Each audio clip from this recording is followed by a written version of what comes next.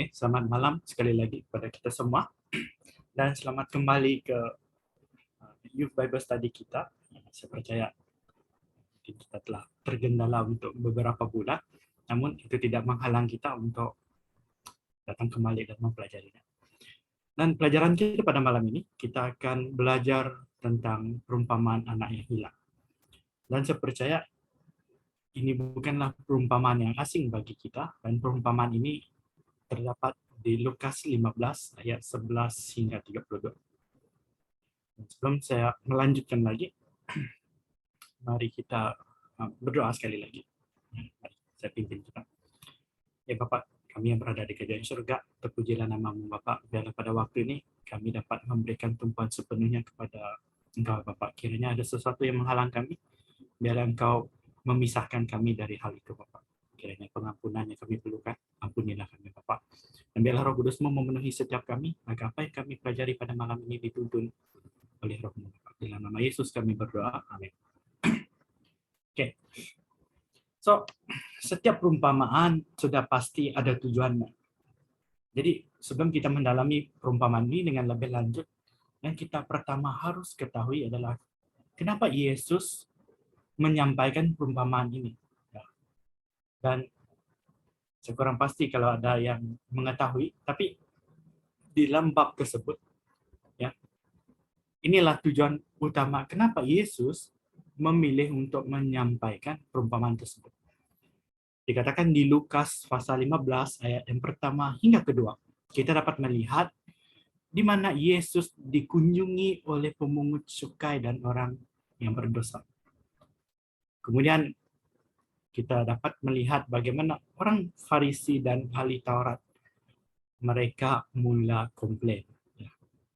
So, mereka katakan bahwa Yesus ini menerima orang berdosa dan makan bersama dengan mereka. Jadi, sekiranya Anda memiliki Alkitab bersama Anda pada hari ini, Anda boleh lihat pada ayat yang seterusnya, dia katakan, lalu dia berkata. Jadi jelas sekali kita dapat melihat tujuan Yesus menyampaikan perumpamaan ini adalah karena sungutan orang Farisi dan ahli Taurat. Jadi, mari kita lihat pendahuluan perumpamaan ini. Ya. Dari ayat ini kita dapat melihat, dan saya bantu kita baca. Yesus berkata lagi, ada seorang mempunyai 2 orang anak laki-laki. Kata yang bungsu kepada ayahnya, Bapak, berikanlah kepadaku bagian harta milik kita yang menjadi hakku. Lalu ayahnya bagikan harta kekayaan itu di antara mereka. So, di sini kita dapat melihat dalam kisah ini ada 3 watak. Pertama adalah seorang bapak. Dan watak yang kedua dan ketiga adalah 2 orang anak lelaki. Dan di sini kita dapat melihat di dalam perumpamaan ini anak yang bungsu itu dia inginkan bagian daripada hartanya. Dan saya kurang pasti adakah saudara pada hari ini mengetahui bahwa di saat harta diberikan kepada anak-anak ataupun diturunkan kepada anak-anak, perbuatan ini berlaku apabila bapak ataupun mempunyai harta itu sudah meninggal. Itu kebiasaannya. Dan di sini kita dapat melihat apa yang anak bungsu itu coba katakan bahwa dalam kata yang singkat, saya harap kamu mati. Karena dan pada hari ini juga ya, harta biasanya diturunkan selepas kematian empunya harta. So, di sini jelas kita dapat melihat bahwa bagaimanakah ataupun apakah perasaan anak bungsu itu terhadap bapaknya. Okay. Ini supaya memberi kita gambaran personality anak bungsu ini. Mari kita lanjutkan. So, bagian yang pertama, saya akan pergi kalau ada yang ada kebingungan lain, so saya tidak akan mengambil masalah. So, kita pergi ke anak bungsu. Okay. So, Di sini kita dapat melihat di ayat 13 hingga 16 dikatakan, ya, anak bungsu ini menjual hartanya, ya, kemudian dia pergi ke negeri yang jauh, dan ketika dia berada di negeri yang jauh itu dia menjalani satu kehidupan yang penuh dengan berpesta-pesta, ya, menggunakan harta bendanya dengan boros. Kemudian apa yang berlaku di situ? Ya, bencana mula melandai ataupun kebuluran mula melandai, sehingga dia bekerja, ya, dan pekerjaannya adalah untuk menjaga babi, ya, dan sehingga dia, ya, sendiri, ya, makan makanan itu. So apa yang kita boleh lihat di sini adalah inilah kesan daripada kehidupan yang boros. Jadi khususnya untuk anak-anak muda, ya, kita harus hidup dengan penuh pengawalan diri, ya. Kita harus pandai menjaga pembelanjaan kita, ya. Ini salah satu antara pelajaran kita boleh ambil daripada bagian ayat ini, ya. 4 ayat ini kita boleh lihat, ya, kita harus pandai menguruskan keuangan kita, ya. Jadi apa lagi kita boleh lihat? Okay. So, keadaan yang berlaku kepada anak bungsu itu, maupun yang saya ingin tegaskan di sini adalah keadaan negeri yang jauh itu. Okay. Efesus 4, 17 hingga 19 ada mengatakan gambaran yang begitu menepati apa yang sedang Yesus kongsikan. Yang dikatakan seperti ini.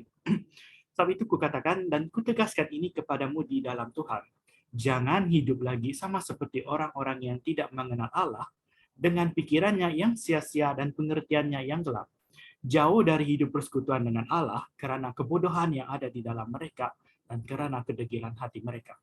Perasaan mereka telah tumpul sehingga mereka menyerahkan diri kepada hawa nafsu dan mengerjakan dengan serakah segala macam kecemaran. Jika kita perhatikan, menyerahkan diri kepada hawa nafsu dan mengerjakan dengan serakah segala macam kecemaran. Adakah ini berbeza? Adakah tidak ini membawa kita ingat kembali kepada ayat 6, ayat di sini, bagaimana dia boros dengan harta dia, hidup berfoya-foya, ya. Jadi ini gambaran yang sama. Jadi gambaran yang coba disampaikan di ayat 13 hingga 16 tadi adalah keadaan negeri yang jauh itu menggambarkan kehidupan orang yang tidak mengenal Allah, kehidupan orang yang jauh daripada Tuhan. So itu adalah gambarannya. So dari sini kita dapat berikan satu kesimpulan yang mudah. Anak yang bungsu ini menjalani satu kehidupan yang jauh daripada Tuhan. Adakah pada hari ini kita berada di posisi anak bungsu? Adakah kita hidup dengan menyerahkan diri kita kepada hawa nafsu? Adakah kita boros menggunakan harta yang kita miliki? Dan adakah kita, ya, berfoya-foya, ya, mengerjakan, ya, serakah segala macam kecemaran? Berfoya-foya ini, ya, jelas sekali. Kiranya Anda melihat di kamus, Anda boleh mengenal pasti maksud berfoya-foya ini adalah hidup enjoy tanpa menghiraukan, ya, ataupun hidup janji enjoy, nah, seperti itu. Jadi inilah gambaran orang yang jauh daripada Tuhan. Dan pada hari ini, adakah Anda berada di posisi anak yang bungsu? Mari kita lihat, dan biarlah persoalan itu tersemat di hati Anda. Kita lanjutkan lagi, ya. Di ayat 17 hingga 19. Ini yang berlaku. So, lalu ia menyadari keadaannya, katanya, betapa banyaknya orang upahan Bapakku yang berlimpah-limpah makanannya, tetapi aku di sini mati kelaparan. Aku akan bangkit dan pergi kepada Bapakku dan berkata kepadanya, Bapa, aku telah berdosa terhadap surga dan terhadap Bapa. Aku tidak layak lagi disebutkan anak Bapa. Jadikanlah aku sebagai salah seorang upahan Bapa. Jadi di sini kita dapat melihat anak bungsu ini ingat kembali akan kehidupan orang gaji, ya, orang gaji bapaknya, yang bagaimana mereka sungguh terjaga oleh bapaknya, sehingga kan dia membuat satu keputusan untuk kembali kepada bapaknya. Dan kita lihat di sini, dia bukan sekadar membuat keputusan, tetapi setelah membuat keputusan, dia bangkit dan pergi. Pada hari ini, adakah kita seringkali membuat plan tetapi kita tidak bangkit dan pergi? Adakah seringkali kita mengatakan di dalam hati kita, aku akan berubah, aku akan menjalani satu kehidupan yang baru, yang lebih baik. Tetapi kita hanya baring di katil kita maupun duduk di kursi kita tanpa kita angkat dan bangkit pergi kepada Bapa. Dan ini seringkali terjadi kepada semua kita pada hari ini. Jadi apa yang Yesus katakan? Perubahan bukan hanya dengan perancangan. Perubahan hanya boleh berlaku apabila kita bangkit dan pergi. So, sahabat, biarlah pada malam ini, apapun keadaan maupun pergumulan kita semua, biarlah kita bangkit dan pergi kepada Bapa kita. So, mari kita lihat apakah arti gambaran yang sedang dilalui oleh anak muda ini. Satu ayat yang saya boleh kongsikan untuk memberi kita pengertian yang lebih mendalam tentang ayat sebentar tadi. Roma 2 ayat 14 katakan, maukah engkau menganggap sepi kekayaan kemurahannya, kesabarannya, dan kelapangan hatinya?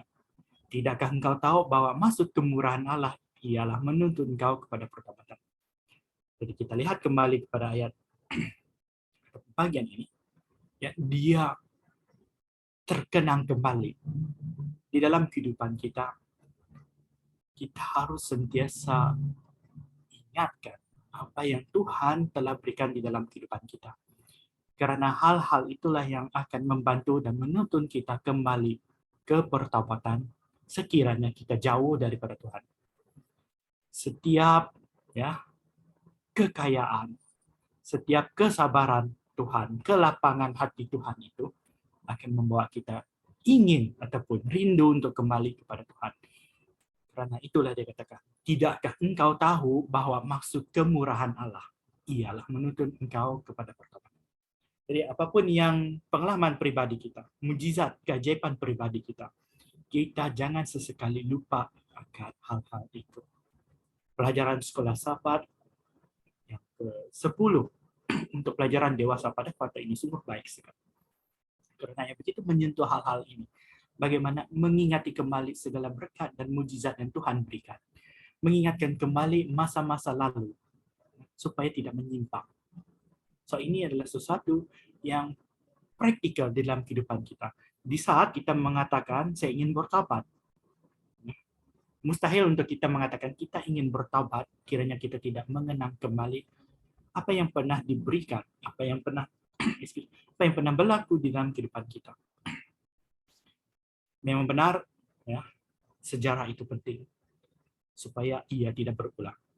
Di sahabatku, biarlah kita jangan jadikan sejarah itu satu perkuburan di dalam hidup kita, tapi biarlah sejarah itu dalam kehidupan kita menjadi satu pelajaran di dalam kehidupan kita dan peringatan bagi setiap kita. Oke, saya harap setakat ini Anda semua dapat menerima dengan baik. So ini adalah keadaan anak yang bungsu dan apa yang berlaku terhadap anak yang bungsu. Oke. Mari kita lihat. Watak yang seterusnya adalah anak yang sulung. Ya, dan sebenarnya anak yang sulung ini merupakan fokus utama untuk pelajaran anak yang hilang ini. Ya, saya akan kongsikan sebentar nanti kenapa saya katakan hal demikian. Ya. Ayat 28 hingga 30 katakan, maka marahlah anak yang sulung itu, ya, dan ia tidak mau masuk. Ya. Lalu ayahnya keluar dan berbicara dengan dia. So ini berlaku apabila anak itu kembali, ya, dan dia diterima oleh ayahnya. Oke, ini yang berlaku. Tetapi yang menjawab pada ayahnya katanya, telah bertahun-tahun aku melayani Bapa dan belum pernah aku melanggar perintah Bapa. Tetapi kepadaku belum pernah Bapa berikan seekor anak kambing untuk bersukacita dengan sahabat-sahabatku. Tetapi baru saja anak Bapa yang telah memboroskan harta kekayaan Bapa bersama-sama dengan pelacur-pelacur, maka Bapa menyembelihkan anak lembu tambun itu untuknya. So di sini kita dapat melihat gambaran anak yang sulung ini adalah gambaran orang Farisi, maupun ada di kalangan kita pada hari ini berada di posisi anak yang sulung, di mana ya sekiranya Anda memperhatikan apa yang diungkapkan oleh dia, ya khususnya, telah bertahun-tahun aku melayani Bapa dan belum pernah aku melanggar perintah Bapa. Ini adalah, saya boleh katakan, ini adalah perbuatan legalism, di mana dia merasakan bahwa perbuatan dia itulah yang menyenangkan hati Bapa dia pada hari ini, khususnya pada pelajaran hari ini. Tidakkah orang Farisi seperti itu, di mana mereka merasakan perbuatan mereka lah yang melayakkan mereka untuk ke surga? Tidakkah mereka merasakan perbuatan mereka itu yang membuatkan Tuhan berkenan dengan mereka? Dan pada hari ini, adakah di kalangan kita merasakan perbuatan kita lah yang membuatkan Tuhan berkenan dengan hati kita? Dan di sini jelas kita melihat di dalam pertuturannya, dia sering ataupun dia merujuk adik dia itu sebagai anak Bapa. Dari sini kita dapat melihat dia tidak mengakui hubungan dia dengan adik dia sendiri, dengan anak Bapa. Dan ini sering berlaku. Tapi mungkin ada yang berpendapat bahwa ini adalah kerana profesional. Saya sering kali mendengar di mana orang mengatakan, saya ingin menjemput saudara sekian-sekian nama. Walaupun saudara itu adalah adik sendiri, walaupun saudara itu adalah abang sendiri, mereka tidak akan mengatakan, saya ingin menjemput abang saya untuk berbicara. Hari ini abang saya yang akan berbicara. Tapi kita sering kali mengungkapkan, saya menjemput sekian-sekian, saya menjemput elder sekian-sekian. Sebenarnya inilah penggambaran yang kita sedang alami. Kita mungkin tidak mengakui mereka sebagai seorang abang. Mungkin kita merasakan, oh saya tidak layak menjadi abang dia, adik dia. Mungkin kita malu untuk mengakui dia abang kita, ataupun adik kita, kakak kita, ataupun siapa-siapa pun di dalam kehidupan Anda. Tapi gambaran ini sungguh jelas kelihatan di dalam kehidupan anak yang sulung ini. Pertama yang kita boleh lihat, bahkan saya mau kita melihat ketulisan Ellen G. White. Lebih mudah kita mengerti. So, Christ object lesson muka page 209 paragraph 3 dia katakan, by the eldest son were represented the unrepenting Jewish of Christ's day and also the Pharisee in every age who look with contempt upon those whom they regard as publican and sinners because they themselves have not gone to great excess in vice. They were filled with self-righteousness. Christ met these cavillers on their own ground. Like the elder son in the parable, they had enjoyed special privilege from God. They claimed to be the sons in God's house, but they had the spirit of the hireling.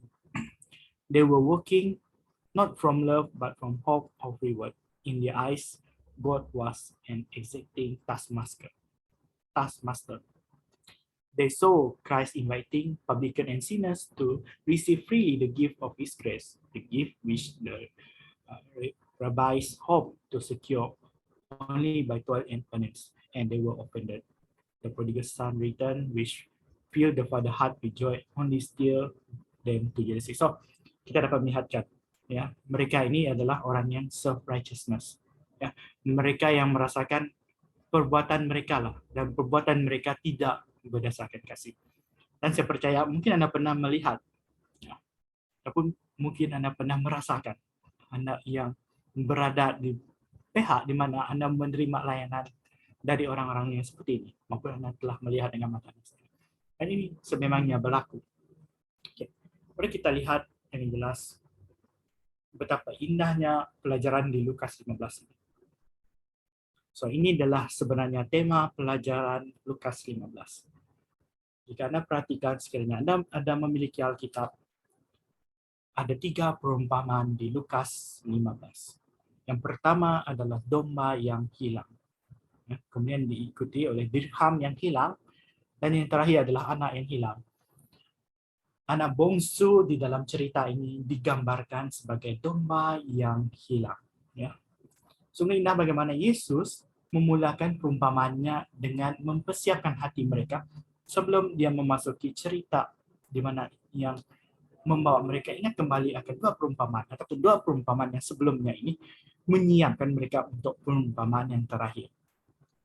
Di sini kita dapat melihat bagaimana dalam dua perumpamaan yang sebelumnya, Tuhan ataupun ya saya boleh katakan Tuhan karena sudah pasti kita sudah tahu watak-watak yang ada di sini. Tuhan yang diwakili oleh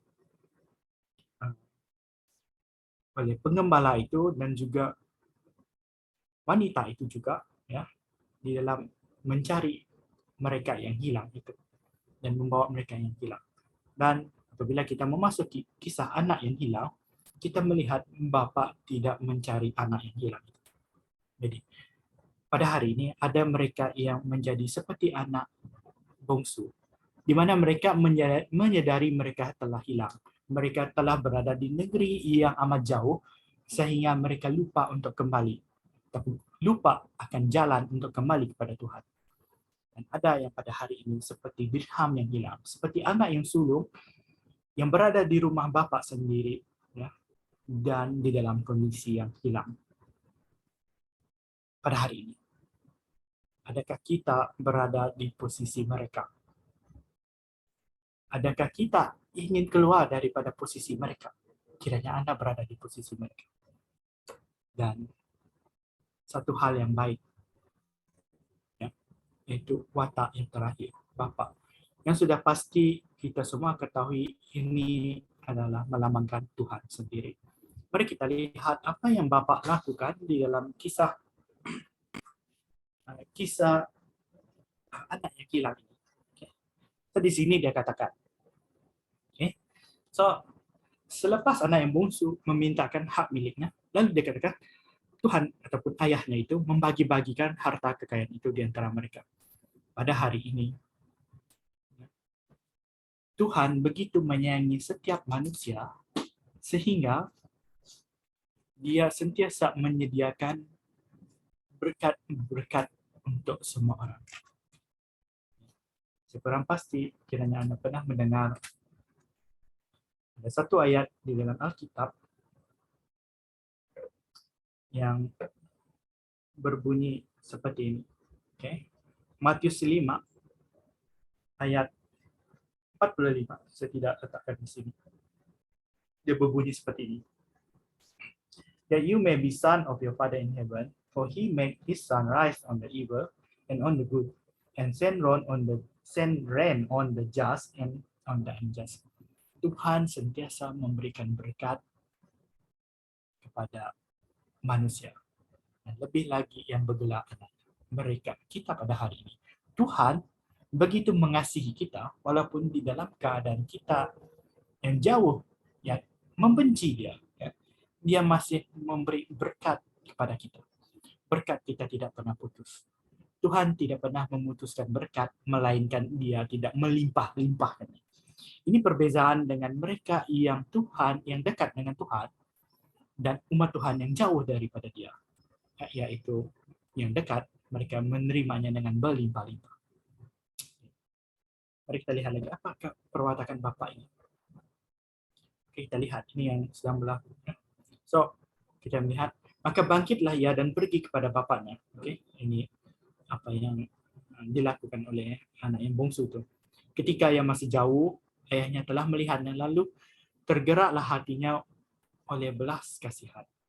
Ayahnya itu berlari mendapatkan dia, lalu merangkul dan menciumnya. So, di sini kita dapat melihat perwatakan Tuhan itu. Dia adalah Tuhan yang penuh dengan kasih. Mazmur 103 ayat 13 mengatakan bahwa Tuhan, Anda boleh buka, boleh buka ke Mazmur 103 ayat 13, dia katakan, Tuhan itu seperti seorang bapa yang amat mengasihi anaknya. Sebentar.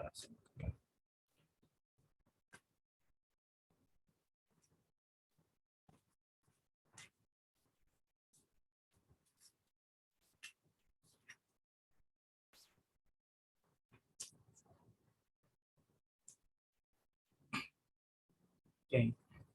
As a father pities his children, so the Lord pities those who fear him. For he knows our frame, he remember that we are dust. Betapa Tuhan mengasihi kita. Dia sentiasa ingat akan kita. Dalam cerita ini kita tidak pasti Berapa lama telah berlalu, tetapi jelas sekali kita melihat dari jauh lagi si bapak, dia masih mengenal susuk tubuh anaknya. Ya. Dari jauh dia melihat. Sekurang pasti kiranya Anda pernah mengalami hal ini. Kiranya Anda perasaan saya seorang yang rabun, ya, saya menggunakan cermin mata. Sekiranya saya membuka cermin mata saya, ya, saya masih boleh mengenal pasti orang itu melalui susuk badannya, melalui gaya pergerakan dia. Saya masih boleh mengenali siapakah orang itu. Dan saya percaya inilah yang Bapak ini lalui. Dari jauh lagi, dia melihat cara anaknya berjalan, berlari, gesture badan anaknya dari jauh.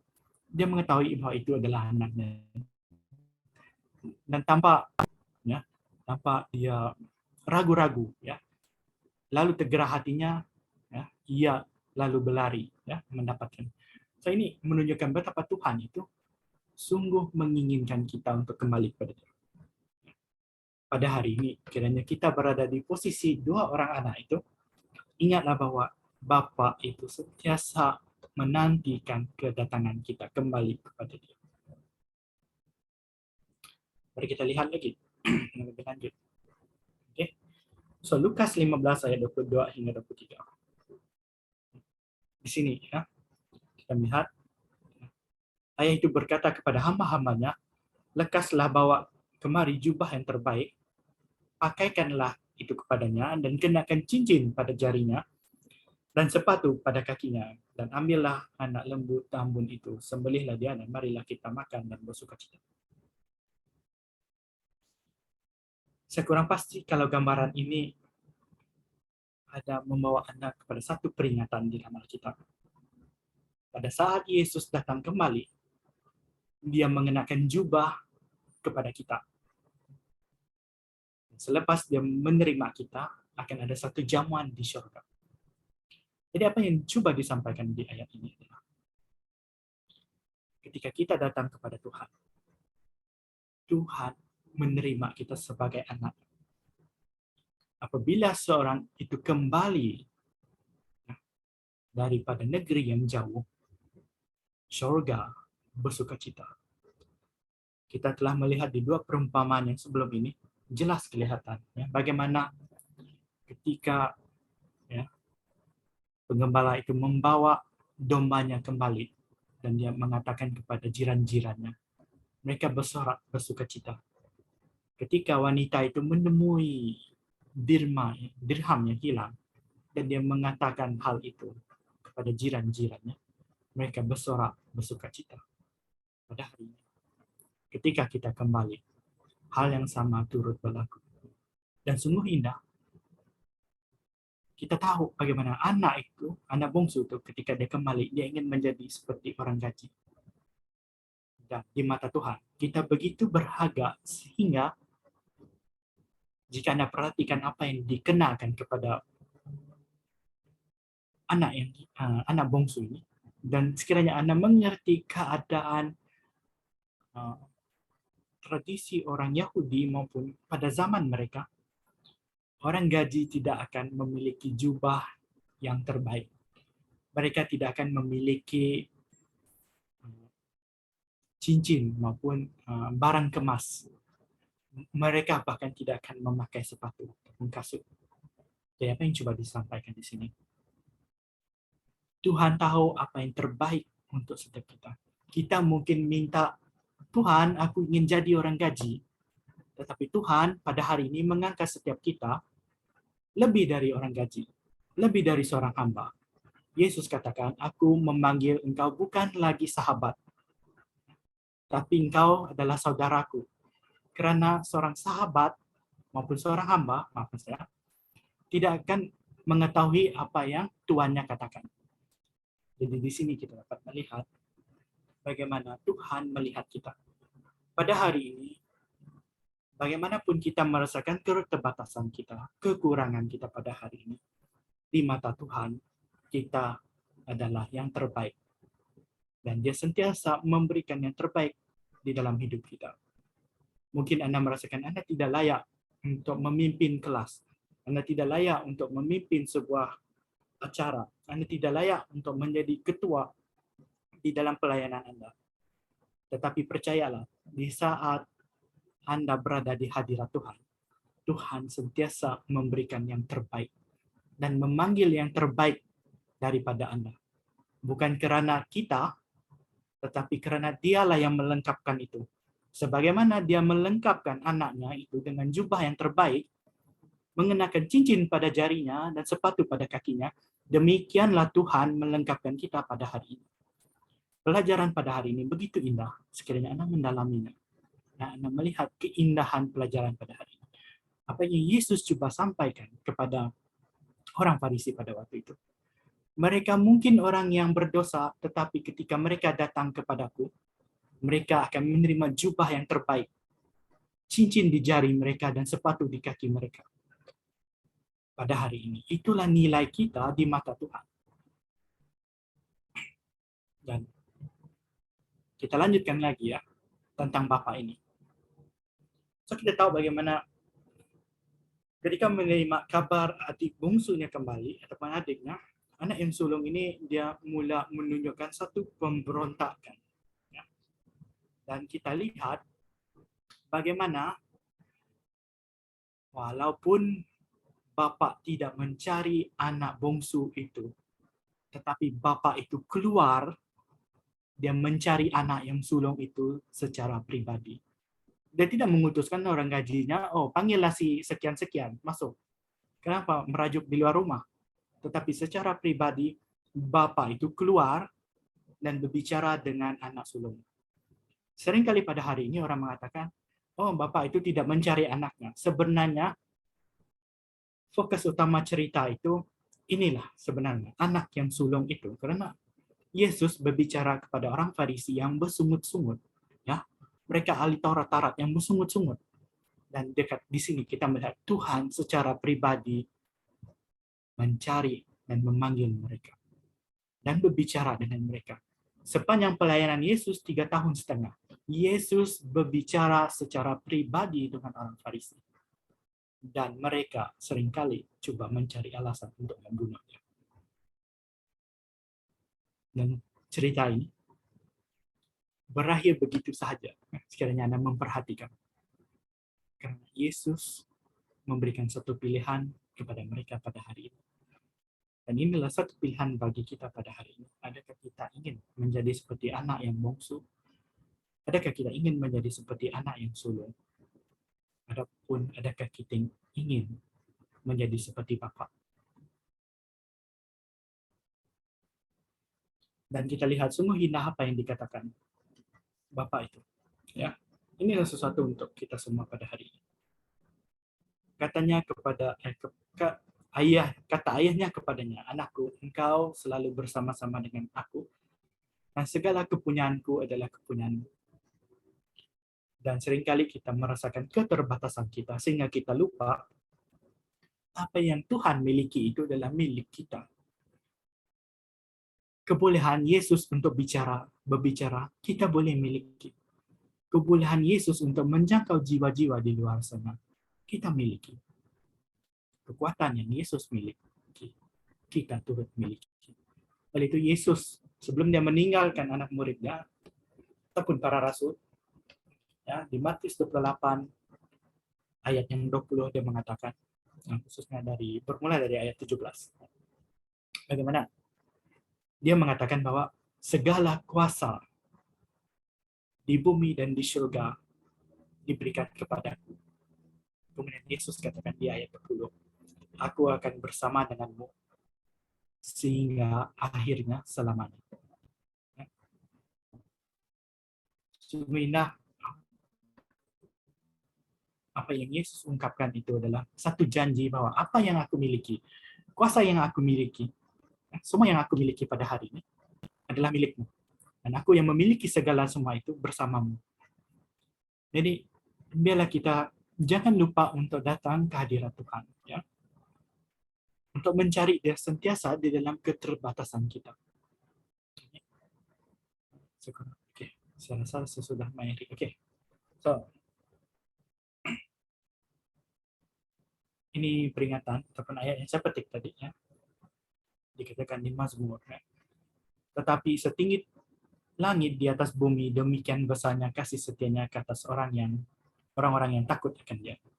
Sejauh timur dari barat, demikian dijauhkannya daripada kita pelanggaran kita.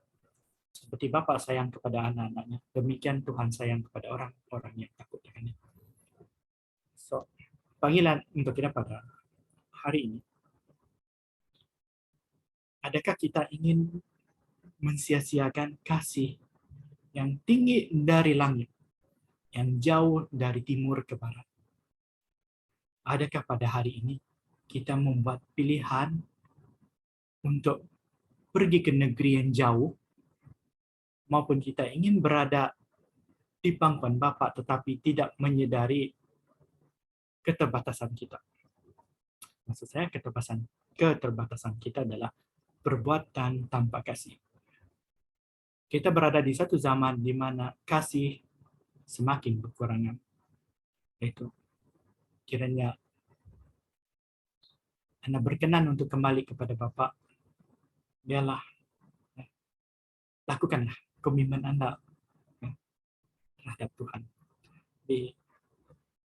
Sampai di sini saja pembelajaran saya untuk malam ini. Dan saya kembalikan waktu pada Nathan.